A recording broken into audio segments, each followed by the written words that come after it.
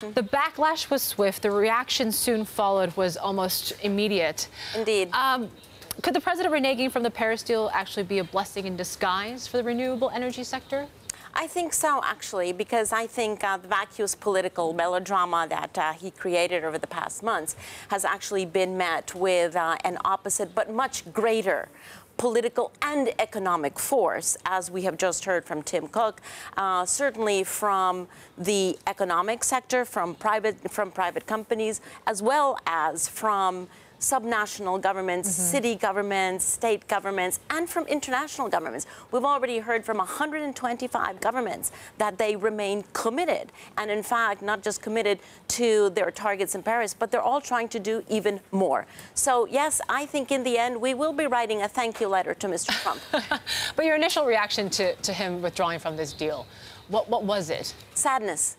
Sadness for the U.S. It really is very sad when something like what we saw in the Rose Garden erodes political credibility for the head of state of the United States. That was very sad. And I think the political credibility has been eroded not just on this topic, but could actually have knock-on effects onto other topics where it's going to be very difficult for other heads of state to take this Mr. Trump seriously on other topics as well. Christiana, yeah, obviously you're here in China. We hear the likes of the California governor, Jerry Brown, also heading to China to speak about this global commitment. And I'll throw up a chart for our viewers to see at least just where things stand globally now when it comes to this cumulative production in solar energy in particular. And of course, China does rank the top of the list here, making up about a 27% share. The U.S. is about 12.5% right now. What's the message that the governor can bring to China? And does it kind of take out the sting from this withdrawal from the U.S. on the Paris deal?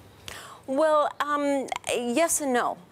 It does take out the sting in the sense that there is such an opposite and stronger reaction that most of us actually don't have any concerns about the Paris Agreement marching forward and actually meeting the targets that are put into the Paris Accord. But I don't think that that anyone actually will just oversee the pronouncements from the head of state of the United States. This is going to be very difficult to deal with that diplomatically and internationally.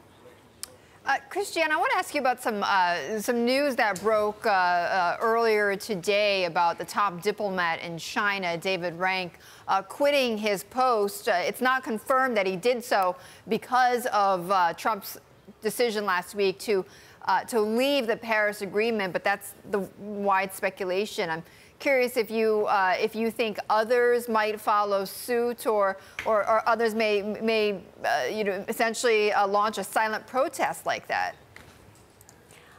Well, as you say, it's not exactly clear the motivation, but I would, if I put myself in the shoes of the diplomatic corps of the United States, of those in the State Department, it is a rather difficult position to defend vis-a-vis the government where you are posted. So I wouldn't put it completely past him that those might be the reasons. In fact, I think he might speak for others in the diplomatic arena, as has Elon Musk actually spoken for those in the corporate field by him resigning to the advisory council.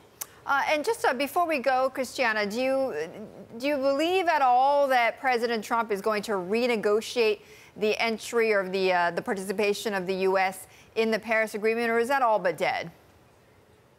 No, I'm sorry. That is, one more of the factually incorrect statements that we heard from the Rose Garden last week. There is no such thing as a renegotiation. This is a multilateral treaty. It cannot be renegotiated by a single country. There is absolutely no legal basis for that. And as we have heard from many states, there is no political willingness to even begin to consider that. So that is dead on arrival.